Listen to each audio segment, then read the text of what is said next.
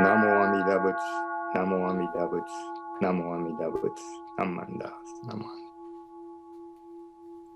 Good morning. This being the first Sunday of May, we're going to read our Shotsuki list, the names of those who passed away in the month of May, and we'll start with the most current. If you have a home obutsudan, please burn incense in their honor and their memory. Dr. Fred Ichiro Tsuji, Leora Hamada, Kuniko Denton, Peggy Tsurumotomo, Jane Yagade, Setsuko Yada, George Yada, William Pinkerson Jr., Arlene Hirata, George Uda, Chunja Haruko Bolek, John Benson, Phoebe Wazinski, Tiffany Wazinski, Horace Koga, Masako Falk, Misao Moriyama, Donald Estes, Katsumi Takashima, Jane Obayashi, Matsue Ishino, Sanae Guzman, Nobudo Yamamoto, George Higuchi, Tamiko Iwashita, Roy Morinaka, Yukie Yagade, Paul Naito, Mikazu Kaminaka, Harumi Hokanson, Agnes Kishi, Ichie Ochi, James Yamaguchi, Yoshio Koike, Momoyo Amano, Kazu Scott, Morizo Fujimoto, Shizue Koba, Hisashi Ozaki, Hiroko Kitada, Carol James, Haro Oka, Kuni Higuchi, Isao Fujimoto, Kakue Yamada, Shizue Saito, Hatsuko Miyamoto, Mitsuko Iguchi, Reverend Gikan Nishinaga, Tsume Takashima, Magotaro Adachi, Suichi Hamatake, Seiko Fujimoto, Tamiko Mamiya, Hiroshi Mayumi, Asao Tanaka, Yoshi Morimoto, Moritaka Tsuneyoshi, Osamu Amano, Richard A. Jima Jr., Yoshimatsu Yagura, Kisaemon Kato, Fujie Oya, Gohei Tomiyama, Yasukichi Fujimoto, Jirosuke Nishiue, Kumataro Kimura, Tsuneko Matsumoto, Nasuemon Ishizuka, Mary Koba. Again, if there are any loved ones who passed away in the month of May, please burn incense in their memory and keep their memories in your hearts.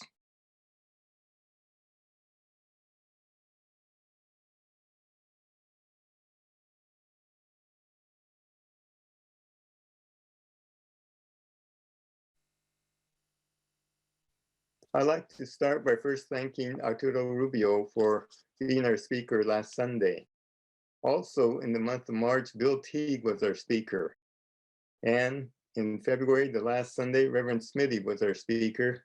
And in January, Reverend Laverne Mori was our speaker on the last Sunday. And on each of those Sundays, they all led the discussion group, Buddhism 123, on the following Wednesday, so they could have an opportunity to explain and get into more detail on their topics.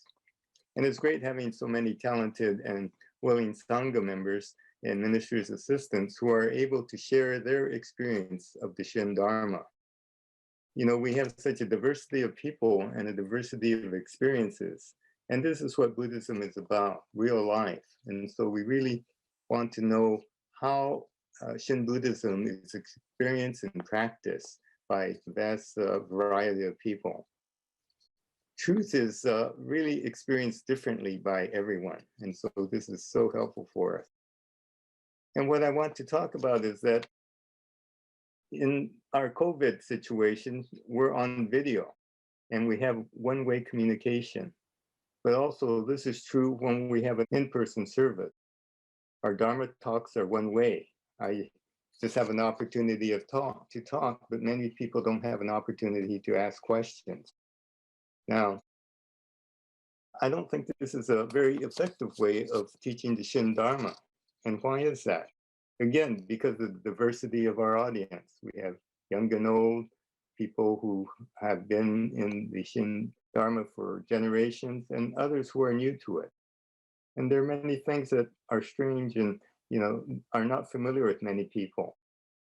We have some Japanese concepts, such as, and these words, such as mottainai, arigatai, enyo, wabi sabi, okage sama de.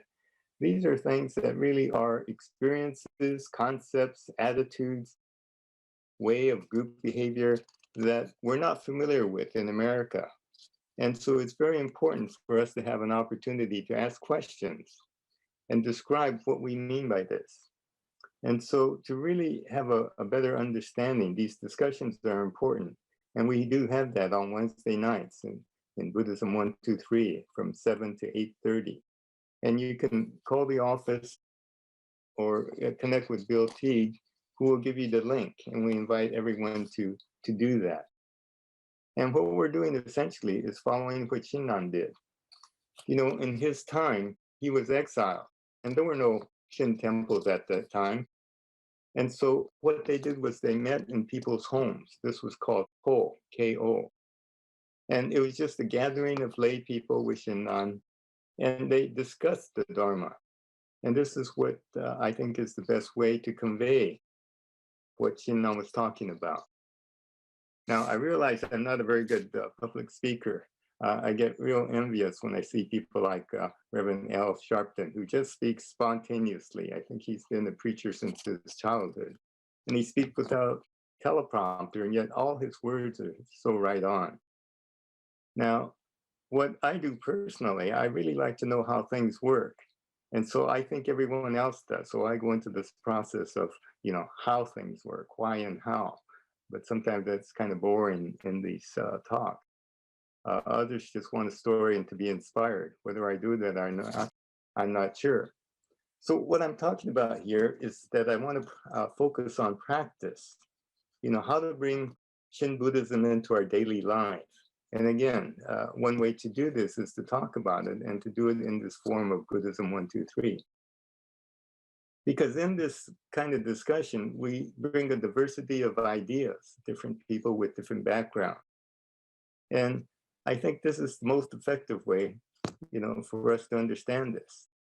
Number one, in a large group where I'm just talking, many people can hear this.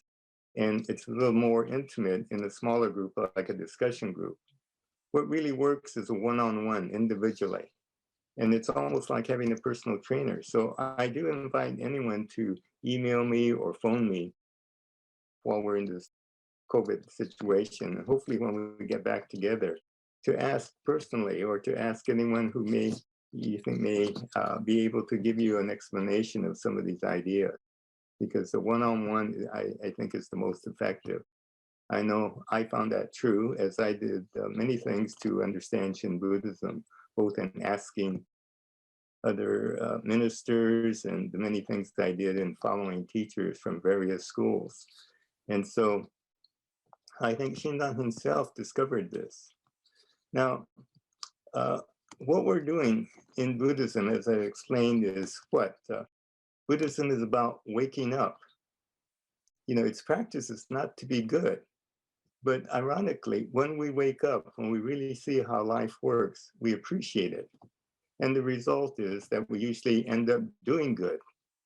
Now, what about Shin Buddhism? What is our practice here? Again, we know that it is listening and hearing and receiving. But what is our practice? Sometimes we're a little confused. So what is this practice of waking up? Shinran realized we can do this. And he talked about it in a crosswise shift. And I talked about this in the sense that if we hold something that prevents our view, just by making this crosswise shift, we can see something. we see it from a different perspective. And so this is why I bring in this idea of shifting from please, this plea for something we lack or don't have, to thank you, becoming aware that there are things that we have benefited from throughout our lives, and yet our focus has been on this negative side where we lack some things. Now, how do we practice this? Piper Toyama is an educator in Hawaii. He was a recent speaker at the Dharma School Teachers League conference this last weekend. And he was the first principal at the Pacific Buddhist Academy, which is the only Buddhist high school, probably in America. And there he says that their purpose was not to graduate students who were prepared to go to the highest colleges in the country, but they had a different objective, a different principle. And that was to graduate good people under the principles of Buddhist thought. And so they had these practices based on some Buddhist thinking. And so their guiding principle was to graduate students who would be working for peace, students who had a healthy mind. And one of the procedures they used was the use of this Japanese word called kata, K-A-T-A.